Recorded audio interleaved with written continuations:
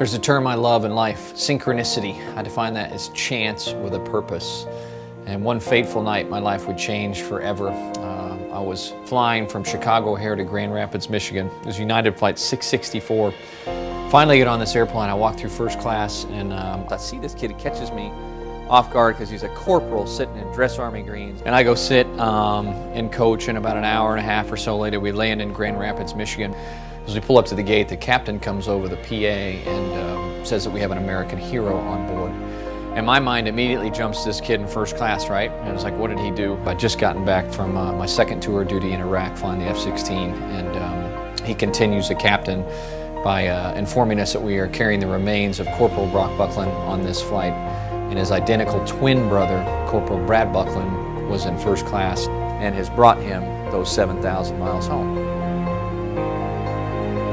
Captain makes another request that everybody stay in their seats until his remains are removed from the right cargo hold. And that night I watched The Other Side of War. As I looked out on the tarmac, the Bucklands on the darkest night of their lives. The thing that really got me, though, was his 4-year-old son. Sat right below the cargo ramp as that American flag draped coffin inched out. And the finality of the sacrifice hit me. The realities that this young boy would never play catch with his dad again. He would never be tucked in at night. And that term, freedom isn't free, didn't mean anything until I witnessed that. And as the ceremony finishes itself up, you know, I wipe away my tears, right, and I grab my backpack and I look back to the airplane, only to see that more than half the plane had gotten off.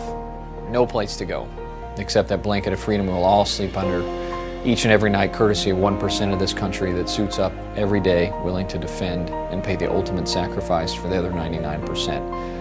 And that was my moment of synchronicity. I knew with every fiber of my being that God had called me on a mission.